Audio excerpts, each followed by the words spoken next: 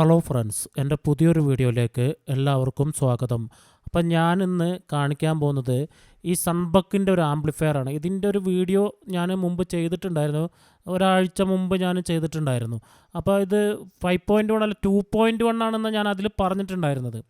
അപ്പോൾ അത് എല്ലാവർക്കും സംശയമാണ്, അതായത് 2.1 അല്ല ഇത് 5.1 ആണെന്നൊക്കെ പറഞ്ഞിട്ട് എൻ്റെ ചാനലിൽ കയറിയിട്ട് കമൻ്റ് അടിക്കുന്നുണ്ട്.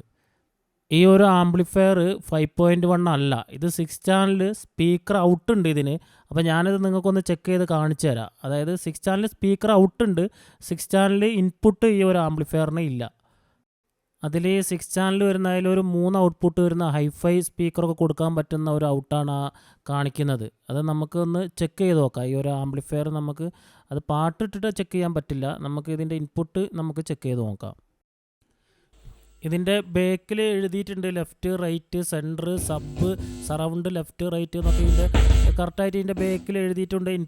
ഇൻപുട്ടിൻ്റെ RCA ഷോക്കറ്റും ഉണ്ട് ഇതിൻ്റെ ബേക്കിൽ. പക്ഷേ ഇതിങ്ങനെ ചെക്ക് ചെയ്യാൻ നേരത്ത് നമുക്ക് എല്ലാം ഒരുപോലെ തന്നെയാണ് വരുന്നത്. അപ്പോൾ ഇതിൻ്റെ ഒരു ഇൻപുട്ട് കോമൺ ആയിട്ടുള്ളൊരു ഇൻപുട്ടാണ്. അതായത് എല്ലാം ഇതൊരു 5.1 ആംപ്ലിഫയർ ആണെങ്കിൽ കറക്റ്റായിട്ട് തന്നെ ഇതിൻ്റെ 6 ചാനൽ ഇൻപുട്ടും കറക്റ്റ് സെപ്പറേറ്റ് ആയിട്ട് തന്നെ വർക്ക് ചെയ്യും നമ്മൾ ഇൻപുട്ട് ചെക്ക് ചെയ്യാൻ നേരത്ത്. അപ്പോൾ ഇതൊരു 5.1 ആംപ്ലിഫയർ അല്ല.